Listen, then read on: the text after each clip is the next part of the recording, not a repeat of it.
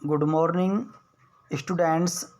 मैं रामचंद्र सर आज के इस वीडियो में हम लवण प्रभावित मृदाओं का अध्ययन करेंगे। तो हम शुरुआत करते हैं। लवण प्रभावित मृदाएं कि संपूर्ण भारत में हमारे भारत का जितना भी क्षेत्रफल है उसके अंदर बहुत अधिक मात्रा में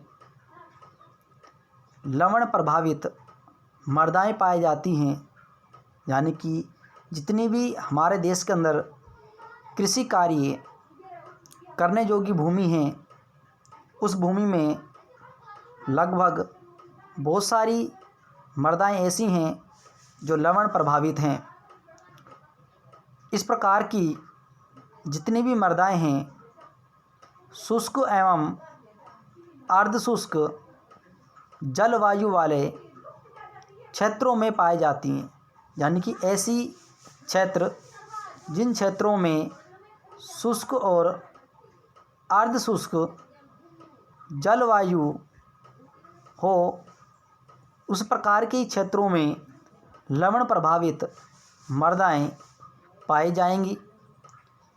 ऐसी मृदाएं जिनमें घुलनशील लवणों की अधिकता होती है, यानी कि लवण प्रभावित मृदाओं में लवणों की अधिकता होगी तथा जो पौधों की वृद्धि पर प्रतिकूल प्रभाव डालती हैं।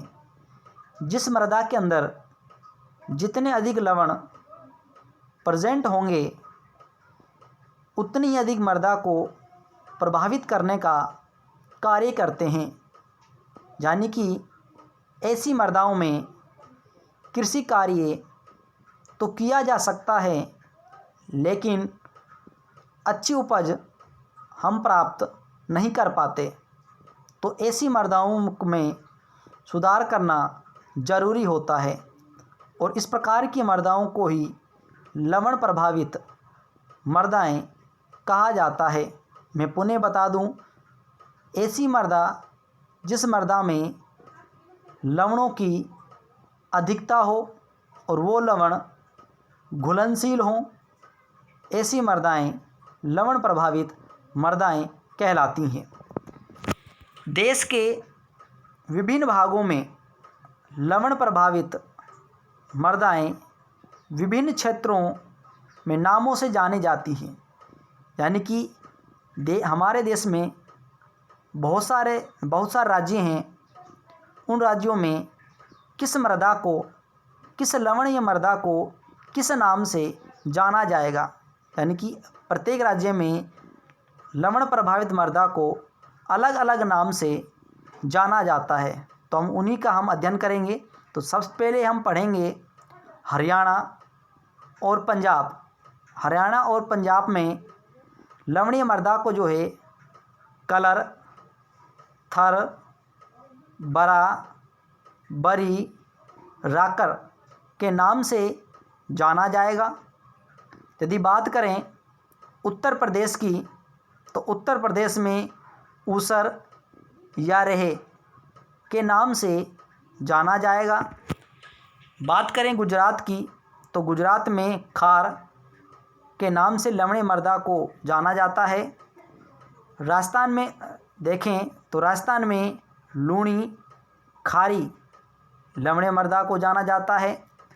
आंध्र प्रदेश में उप्पू या चोड़ू के नाम से लवणीय मृदा को जाना जाता है। यदि बात करते हैं कर्नाटक की तो कर्नाटक में चौपान के नाम से लवणीय मृदा को जाना जाता है।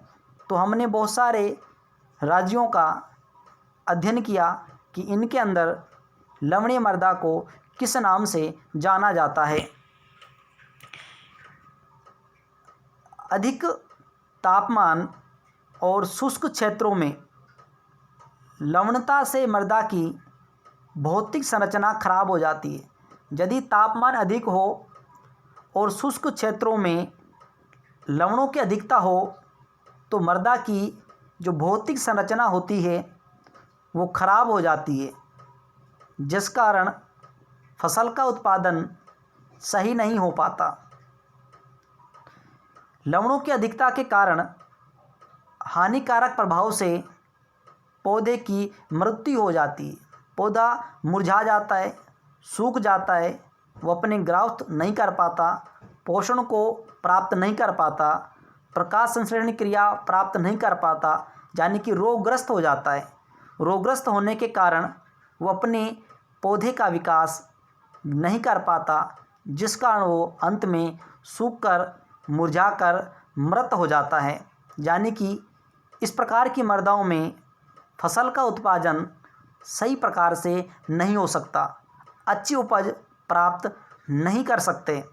तो मैंने आपको पहले भी बताया है कि हमें अपनी भूमि की यानी कि मृदा की वे उस जल की सिंचाई जल की जिसका उपयोग हम मृदा में कृषि कार्य के लिए करते हैं, उसका 6 माह में या 1 वर्ष के अंदर हमें मृदा की और सही जल की जांच करवानी चाहिए, जिससे हमें पता चल सके कि मृदा के अंदर कौन सी फसल उगाना चाहिए, मृदा के अंदर कौन से पोषक तत्व हैं, कौन से पोषक तत्व नहीं हैं, मृदा हमारी अम्लीय है, क्षारीय है या उदासीन है, पानी हमारा कैसा है, वो सिंचाई जल कैसा है जिसका मृदा में कृषि कार्य में उपयोग करते हैं। तो हमें इन सारी चीज़ों की कृषि के अंतर्गत हमें जानकारी होनी चाहिए। हमें मृदा की और कृषि सही जल की जांच समय समय पर करवानी चाहिए। ऐसे लवण प्रभावित मृदाओं में संभव नहीं होती, यानी कि हम इस प्रकार की मृदाओं में फसल का उत्पादन अच्छी प्रकार से प्राप्त नहीं कर सकते। इस प्रकार की मृदाएं भारत में उत्तर प्रदेश में, गुजरात, पश्चिम बंगाल, पंजाब, महाराष्ट्र, उड़ीसा, हरियाणा, मध्य प्रदेश, राजस्थान, कर्नाटक तथा आंध्र प्रदेश राज्यों में अधिक मात्रा में पाई जाती है। राजस्थान में यदि हम बात करें तो राजस्थान में लगभग 3.74 लाख हेक्टेयर मृदा लवणता और क्षारीयता से प्राप्त प्रभावित है। यानी कि राजस्थान में 3.74 लाख हेक्टेयर भूमि क्षेत्र में लवणीय और क्षारीय मृदाएं पाई जाती हैं। राजस्थान में मुख्य रूप से पाली में, जोधपुर, भरतपुर, बाड़मेर, नागौर, जयपुर, भीलवाड़ा, अजमेर, कोटा, झालावाड़, अलवर, श्री गंगानगर, सवाई माधोपुर जिलों में लवण प्रभावित मृदाएं पाई जाती हैं। हमारा नेक्स्ट टॉपिक है लवणीय मृदा बनने के कारण। तो लवणीय मृदा बनने के बहुत सारे कारण हैं, या हम कुछ मुख्य कारणों का हम अध्ययन करेंगे। पहला कारण है शुष्क जलवायु। इसमें कि शुष्क क्षेत्रों में विलेय लवण मृदा की सतह पर जमा रहते हैं। जितने भी शुष्क क्षेत्र हैं, जिन क्षेत्रों में नमी की कमी होती है या पानी की कमी होती है, उस प्रकार की क्षेत्रों में जितने भी लवण हैं इस प्रकार की मृदाओं में, वो लवण मृदा की ऊपरी सतह पर स्थित रहते हैं। जब बरसात होती है तो वही लवण जो मृदा की ऊपरी सतह पर उपस्थित हैं, वो उस वर्षा के जल के साथ या वर्षा के जल में विलय होकर मृदा की निचली परतों में चले जाते हैं। लेकिन जब बरसात का मौसम समाप्त हो जाता है, उसके बाद जब सूर्य देव निकलते हैं, जब तापमान बढ़ता है, तो वाष्पीकरण की क्रिया होगी, जिसमें जल तो भाप के रूप में वायु बाहर निकलकर वायुमंडल में चला जाता है, लेकिन वही लवण पुनः मृदा की ऊपरी सतह पर आ जाते हैं, जिस कारण लवणता इस प्रकार की मृदाओं में हमेशा बनी रहती है। नंबर 2, लवणीय जल से सिंचाई। यदि आप एक ही प्रकार के जल का, लवणीय जल का, खारे जल का, जिसके अंदर लवणों की मात्रा अधिक है, इस प्रकार के जल का कृषि कार्य में लगातार उपयोग करते हैं तो इस सिंचाई जल से भी मृदा के अंदर लवणों की मात्रा बढ़ने की संभावना होती है। इसलिए कहा जाता है कि सिंचाई जल की भी समय समय पर जांच हमें करवानी चाहिए। नंबर 3 है जल के रिसाव से। जल रिसने वाली नहरों और पार्श्व नालियों से जो कि ऊंची भूमियों पर रहती हैं निस्पंदन होता है और भूमि जल स्तर उठ जाता है, जिससे लवणीय क्षारीय मृदाओं का निर्माण होता है। पॉइंट नंबर 4 उच्च भूमि जल स्तर। यदि इसको देखें तो इसमें भूमि जल स्तर मृदा सतह के निकट होने पर जल निकास नहीं होता और ऊपरी सतह में लवण जो हैं एकत्रित हो जाते हैं, जिस कारण मृदा के अंदर लवणों की मात्रा बढ़ती है।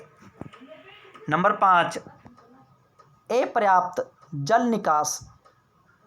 जल निकास उचित नहीं होने के कारण, जल निकास की उचित व्यवस्था नहीं होने के कारण आसपास का जो जल है वो निचले स्थानों पर जाकर एकत्रित हो जाता है और सूखने पर अपने साथ लाए हुए लवणों को भी उसी स्थान पर छोड़ देता है, जिससे उस मृदा में लवणों की मात्रा बढ़ती है, जिससे मृदा लवणीय हो जाती है।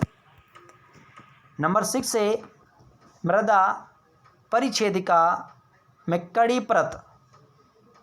मृदा परिच्छेदिका में जब कड़ी परत बनती है तो जितने भी लवण हैं, यानी कि जितने भी लवण जल विले लवण हैं, उन मृदा की निचली सतहों तक नहीं पहुंच पाते, जिससे मृदा की सतह पर लवण एकत्रित हो जाते हैं, अर्थात लवणीय मृदा का निर्माण हो जाता है।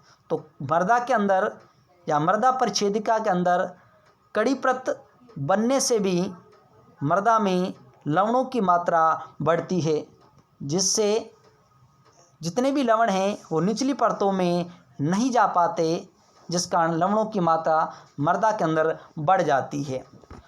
नंबर 7 है मूल पदार्थों की प्रकृति।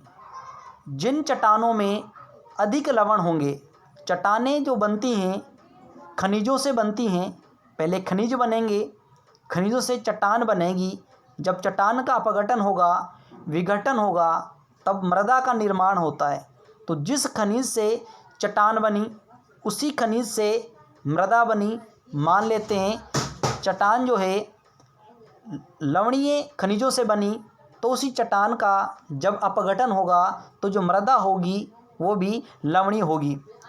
इसलिए जिन चट्टानों में अधिक लवण होंगे उनसे निर्मित जो मृदाएं होंगी, उनसे जो मृदाएं बनेंगी, उनमें भी लवणों की मात्रा अधिक होगी। नंबर 8 है क्षारीय मृदाओं का लगातार अनुप्रयोग।